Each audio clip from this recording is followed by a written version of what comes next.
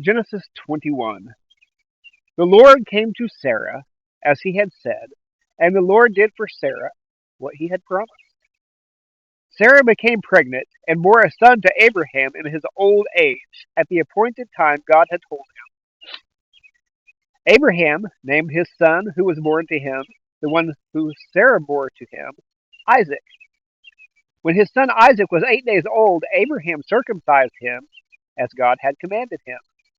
Abraham was 100 years old when his son Isaac was born to him. Sarah said, God has made me laugh, and everyone who hears will laugh with me. She also said, who would have told Abraham that Sarah would nurse children? Yet I have borne a son for him in his old age. The child grew and was weaned, and Abraham held a great feast on the day Isaac was weaned. But Sarah saw the son mocking, the one Hagar the Egyptian had borne to Abraham. So she said to Abraham, drive out this slave with her son, for the son of this slave will not be a co-heir with my son Isaac. This was very distressing to Abraham because of his son. But God said to Abraham, do not be distressed about the boy and about your slave. Whatever Sarah says to you, listen to her, because your offspring will be traced through Isaac, and I will also make a nation of the slave's son, because he is your offspring. Early in the morning, Abraham got up, took bread and a water skin, put them on Hagar's shoulders, and sent her and the boy away. She left and wandered in the wilderness of Beersheba. When the water in the skin was gone, she left the boy under one of the bushes, and went and sat at a distance, about a bowshot away, for she said, I can't bear to watch my boy die. While she sat at a distance, she wept loudly. God, hearing the boy crying, and the angel of God heard the boy crying, and the angel of God called to Hagar from heaven and said to her, what's wrong, Hagar? Don't be afraid, for God has heard the boy crying from the place where he is. Get up, help the boy up, and grasp his hand, for I will make him a great nation. Then God opened her eyes, and she saw a well. So she went and filled the water skin and gave the boy a drink. God was with the boy, and he grew. He settled in the wilderness and became an archer.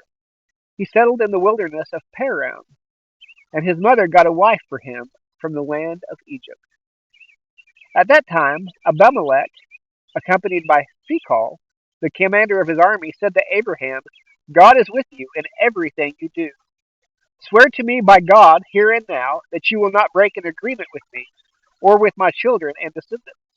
As I have been loyal to you, so you will be loyal to me and the country where you are a resident alien.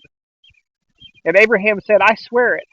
But Abraham complained to Abimelech because of the well that Abimelech's servants had seen. Abimelech replied, I don't know who did this thing. You didn't report anything to me, so I hadn't heard about it until today. Abraham took flocks and herds and gave them to Abimelech, and the two of them made a covenant. Abraham separated 7 ewe lambs from the flock, and Abimelech said to Abraham, why have you separated these 7 ewe lambs?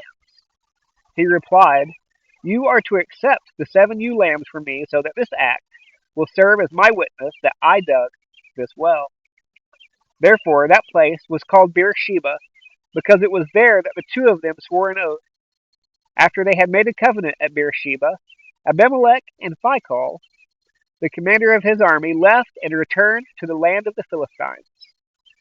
Abraham planted a tamarisk tree in Beersheba, and there he called on the name of the Lord, the everlasting God. And Abraham lived as an alien in the land of the Philistines for many days.